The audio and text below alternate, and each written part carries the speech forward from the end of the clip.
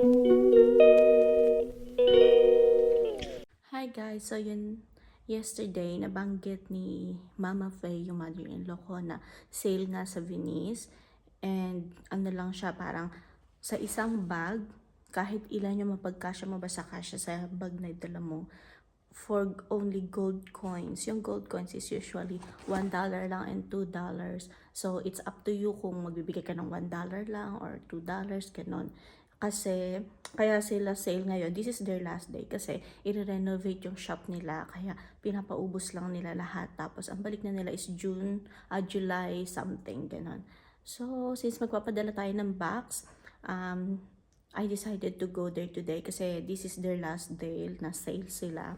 Kaya kaya nakaligo na agad ako. It's already 8:30, 9 a.m. yung open nila. It's about like 10 minutes away from here lang naman. And ito yung dala kong bag. Medyo malaki siya to. Yan. Yan.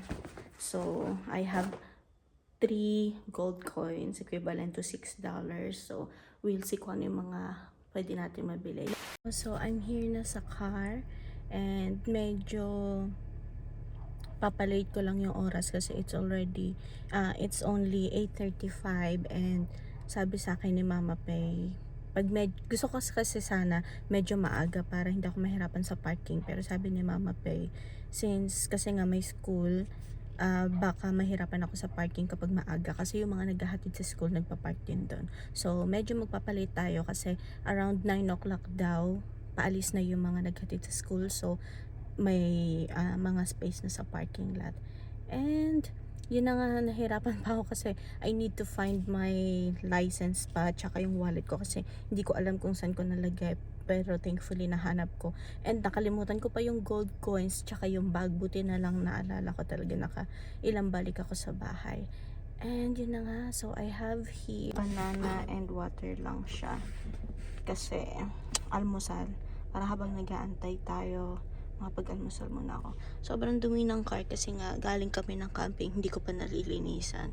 Mamaya linisan natin. Yan, so medyo umaambon-ambon. Pero that's okay, walang makakapigil sa atin. 2,000 years later. Ito na nga po at tapos na tayo. Ito na aking mga napamili. Grabe, hindi na ako nakapagkuha. So, natapos na nga tayo mamili. And $6 yung nilagay ko na donation dun sa box. Tapos ito na yung mga napamili natin. Ayan, dami. Isa may stain pa pero okay lang yan. Mamaya papakita ko lahat sa inyo. Australian Nurse Federation. Ay, nurse yarn. Ayan. Isang box. Ay, isang bag na siya. So, walang masyadong ng options kasi yung mga natitira doon puro yung mga pinagpilian na, pero meron pa rin ako mga nakuha na mga magaganda na pwede kila mama tsaka kay mami. So mamaya ipapakita ko sa inyo lahat. And now I'm going home na. Nahirapan pa pala ako sa parking dito kasi noong una nagpark ako sa kabila, tapos for staff only lang pala yun, kaya I need to go and find some other parking spot. Kasi ito yung nakuha ko. I'm not sure kung for staff only pa ba or what, pero I don't really care na. Now I'm going home na and pakita ko sa inyo mamaya pag uwi ko.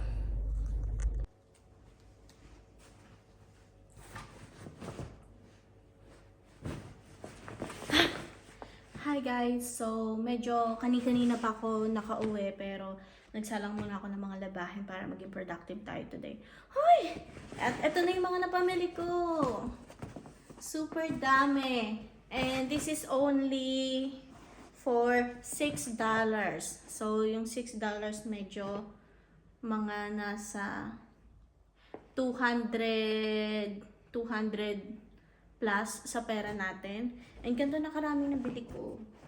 Samantalang 200 pesos plus na pera is siguro isang damit lang yung mabibili mo sa Pinas. Kaya this is really perfect for cargo box. Kaya sobrang happy ko kasi medyo nakatipid ako.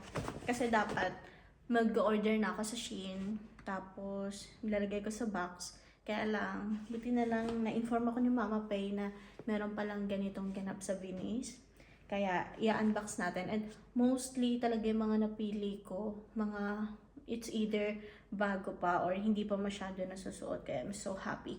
Kaya lang, wala lang masyadong iba pang pagpipilian. Mostly mga pang plus size na for ladies na lang.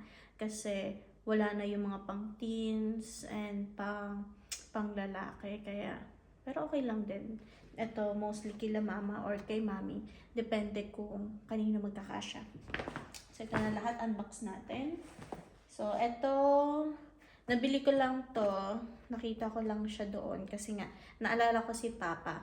Mahilig siya, si Papa Kaloy, mahilig siya sa, saan ba to? Mahilig siya sa cup. Tapos, ito lang yung nakita ko. Kasi, mas okay siya, hindi siya halatang. Although, pang ano siya eh. Siguro sa mga mechanic to. Ganun. Although, hindi siya masyado halatang pang mechanic. Yung iba kasi doon mga nakalagay, basta yung mga, alam mo yun sa mga cup ng mga workers, ganun. Pero ito mas okay siya. So, ito rin. Ito, nakita to ni Mama Faye, tapos binigay na lang sa akin kasi cute daw, pwede siya sa Pinas. Although, feel ko galing din to sa Pinas kasi para siyang banig na wallet. Pero cute siya. Tingin ko magugustuhan ni Mama. Si Mama naman, kahit anong bigyan mo dun, matutuwa siya. And, start na tayo sa mga damit.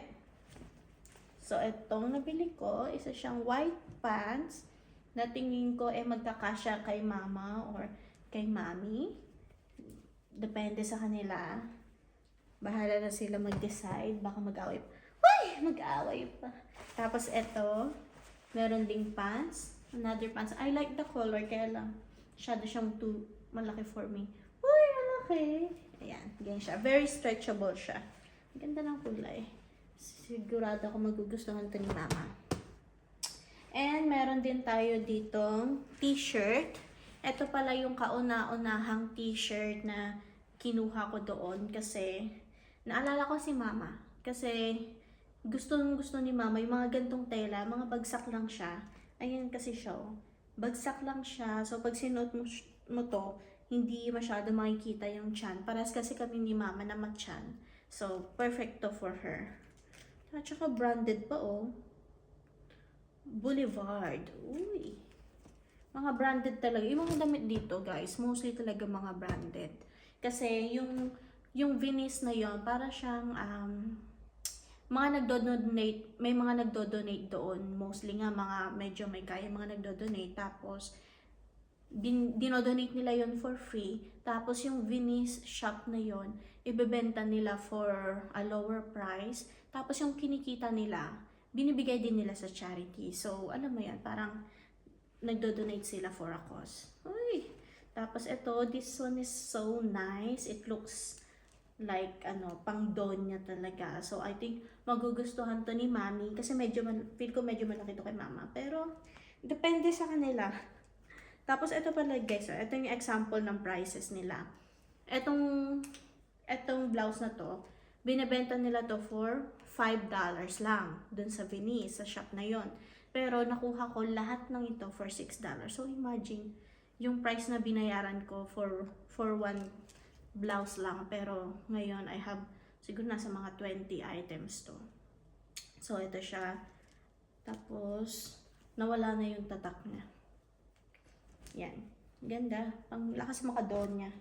Tapos, ito pa yung isa. Ito, brand new siya. Bagong-bago siya. Tingnan mo naman yung kulay. Hindi pa na yung kulay. Kumukupas. Tapos, ito, Miller. Uy, Millers ang tatak. Yung Millers dito, mga medyo magaganda talaga. Mamahalin. And, ito naman, ito ay short sleeve. Yan. Tingin ko magugustuhan ni Mama or ni Mami. Basta bahala na sila mag-decide. Millers din ang tatak niya, B. Grabe. Mga branded ang nakuha natin. At ito pa. Another pants for Mama. Tingin ko magugustuhan niya to. Kasi gusto lang ni Mama yung mga...